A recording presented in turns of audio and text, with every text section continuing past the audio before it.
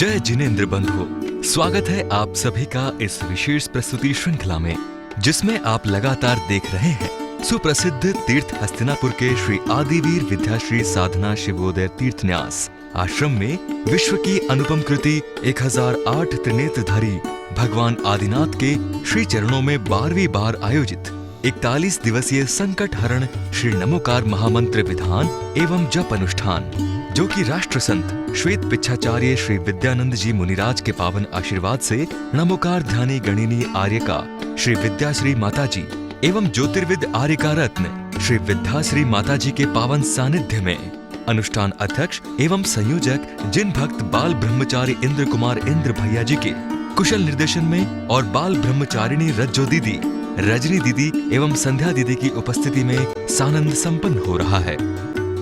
आयोजन के 11वें दिन यानी 15 अगस्त को प्रातःकाल सभी भक्त विश्व की अनुपम कृति 1008 त्रिनेत्रधारी भगवान आदिनाथ के समक्ष पहुँचे और पूर्ण भक्तिभाव से उनका अभिषेक कर धन्य हो गए। दुग्धेन जनामि सिंचामिषा जिन त्रंत्रादि से दुख की धारा दीवे देखे ताके कर्मण्य की जय।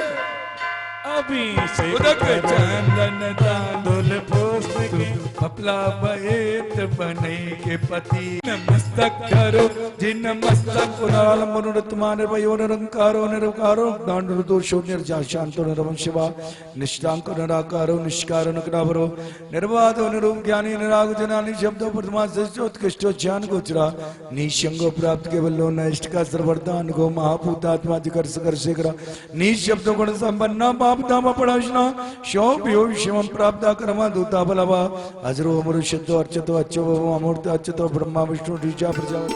शांति धारा के संपन्न होते ही संगीत के साथ सभी भक्तों ने भगवान की मंगल आरती उतारी।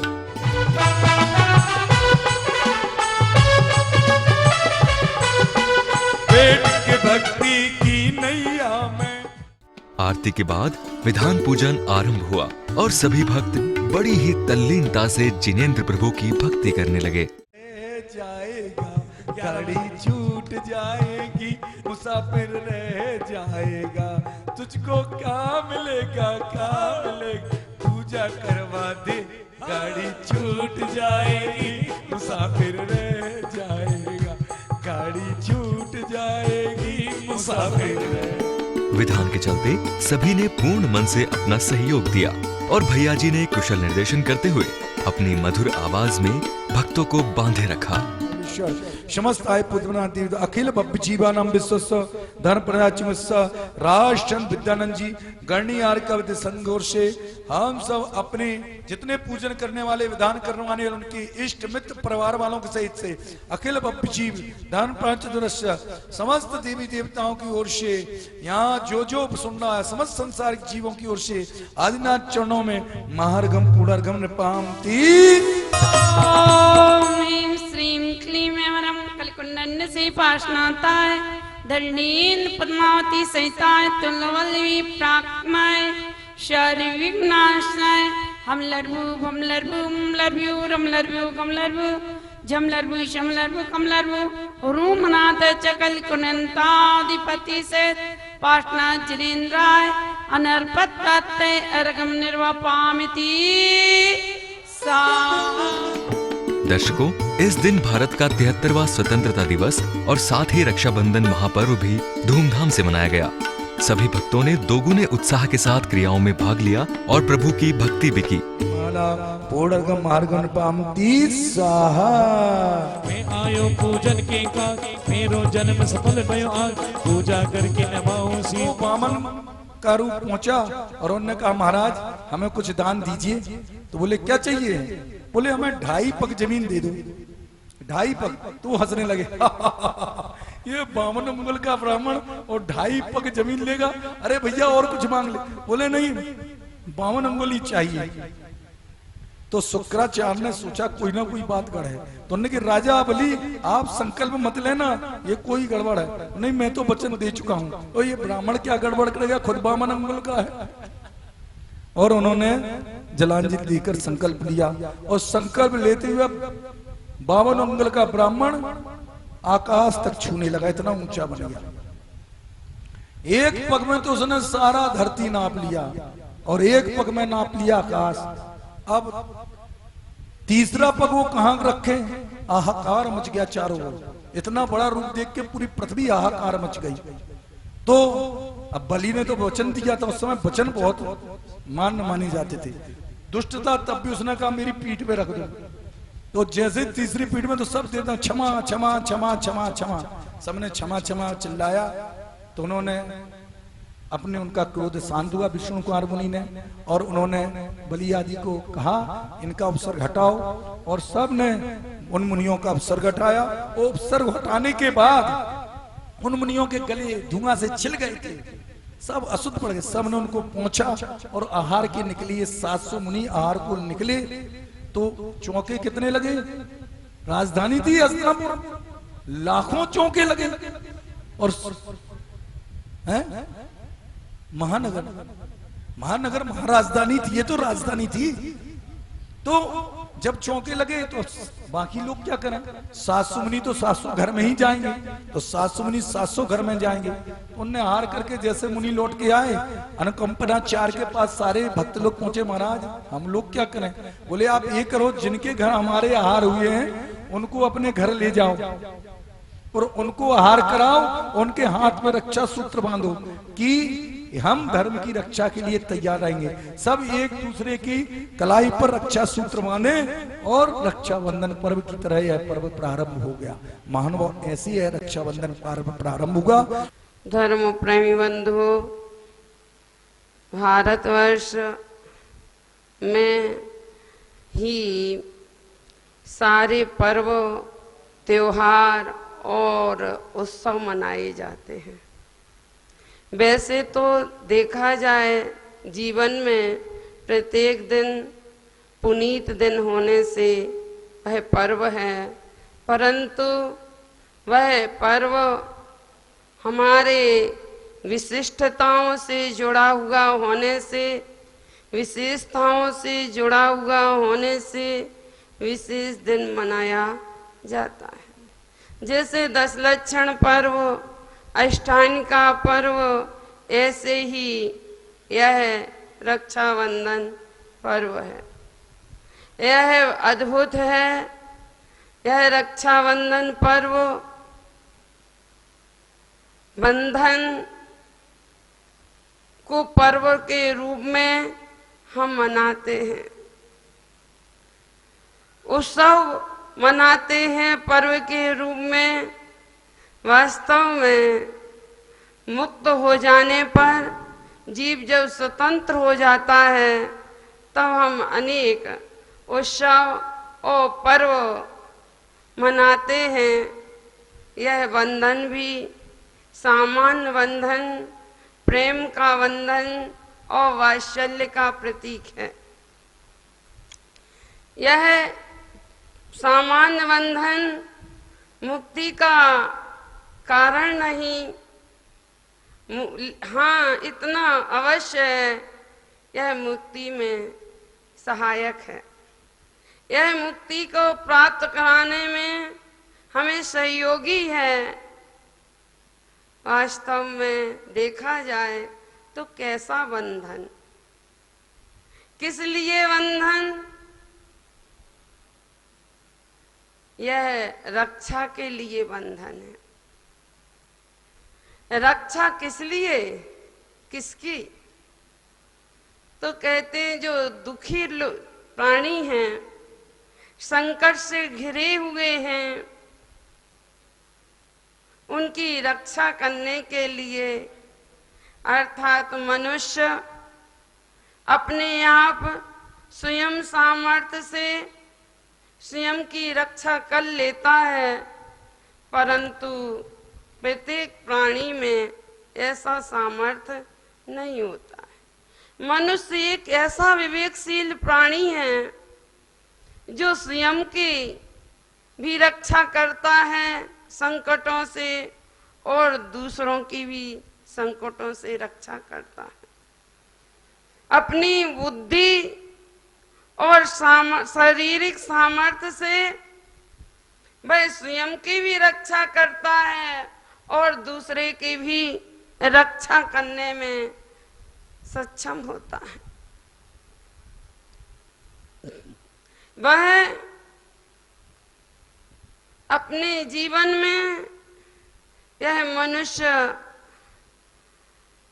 कहते हैं यह पर्व अकेले मनुष्य के लिए नहीं, धार्मिकता से भी जुड़ा है। ऐसा महान व्यक्तित्व, ऐसे महापुरुष ने रक्षा करके आज के दिन इसी स्थल पर, इसी धरा पर यह संसार को दिखा दिया था कि रक्षा बंधन पर्व क्या है, रक्षा क्या होती है। अर्थात अपने जीवन में धर्म की रक्षा, अहिंसा की रक्षा आदि से यह जुड़ा हुआ यह धार्मिक पर्व है। आज हम उपेक्षित होते जा रहे हैं, हमें रक्षा नहीं, हमें सुरक्षा चाहिए। वह भी हमारी सुरक्षा और हमारे भौतिक संपदा की सुरक्षा। हम इतने स्वार्थपूर्ण हो गए हैं, इसलिए हमारा विघटन हुआ है। ये हमारी ये स्वार्थ बुद्धि ही, स्वार्थ प्रवृत्ति ही हमारे विनाश का कारण बन रही है। आज मैं और मेरा और अपना, मुझे किसकी चिंता करना है, मुझे दूसरे की चिंता नहीं करना है। इन स्वार्थों से मैं, हमारा व्यवहारिक जीवन इस स्वार्थ में केंद्रित हो गया है। अर्थात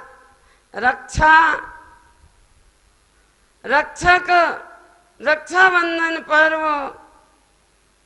रक्षकता हमारे जीवन में से चली गई है और वक्षकता आ गई, हमारे मन और मस्तक में चढ़ गई है और हम बनाते आ रहे हैं ऊपर से कि रक्षाबंधन पर्व, रक्षाबंधन पर्व।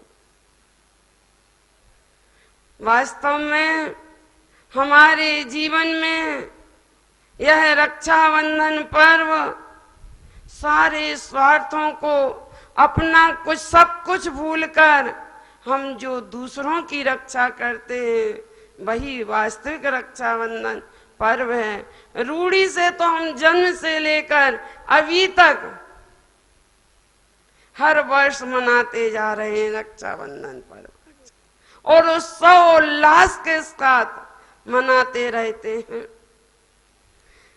वे विष्णु कुमार धन्य हैं, वे मुनिराज विष्णु कुमार, उनने क्या किया, कहते ये बंधन को अपनाया, यहाँ आकर इस बंधन को अपनाया, मुनि पद का त्याग करके और मुनियों की रक्षा की। अर्थात वात्सल्य के वशीभूत होकर धर्म प्रभावना के हेतु उन्होंने यह कार्य किया, पुनः दीक्षा लेकर और निर्बंध अर्थात मुक्ति को प्राप्त कर लिया उन्होंने। रक्षाबंधन पर्व हमें संदेश देता है कि हे भाई, अपने जीवन में लक्ष्य रक्षा का बनाना, अपने स्वार्थों को भूल जाना। बाहर में तो कटुता मधुरता होती है और अंतर में कटुता रहती है। कहते मन मिले या ना मिले हाथ मिलाए रखिए, ये रक्षाबंधन पर्व नहीं है। हमारे जो भी कार्य हों वे अंदर और बाहर से सामान्य हो, अंदर भी एक सा हो और बाहर भी करुणा हो, दया से भींगा हो। यह रक्षाबंधन पर्व हमें अनुकंपा, दया और करुणा का अवलंबन लेने के लिए का संदेश देती है कि वह अपने जीवन में यह रक्षा बंधन पर्व तन मन धन से अर्थात हमारे शरीर से भी इस करुणा और दया की अभिव्यक्ति हो। हम पढ़ते भी हैं सत्य सुमित्रम सामायिक पाठ में कि हे भगवान, प्राणी मात्र के प्रति हमारा मैत्री भाव हो, ज्ञानी जनों के प्रति प्रमोद का भाव हो, दीन दुखियों के प्रति दया और करुणा का भाव हो, और जो हमसे विपरीत चलते हैं उनके प्रति मध्यस्थ हो। पढ़ते मेरी भावना है, मैत्री भाव जगत में मेरा सब जीवों पर नित्य रहे। यह मेरी भावना यदि मेरे व्यवहारिक जीवन में उतर जाए अपने, तो वास्तविक हमने रक्षाबंधन पर्व मनाया है। सायकाल संगीत में आरती का भव्य आयोजन हुआ और सभी ने पूर्ण भक्तिभाव से नृत्य करते हुए पंच परमेष्ठी भगवान की आरती उतारी।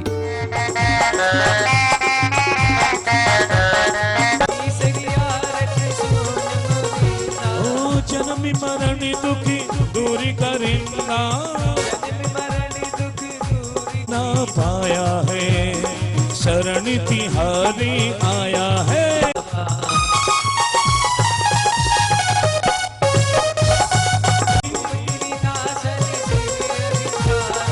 छठी ग्यारह प्रतिमा ओ श्रावक मंदो आनंदकारी, बिना कोई ना पाया है शरण तिहारी। तो दर्शकों, इसी के साथ अब वक्त हो चला है आपसे विदा लेने का।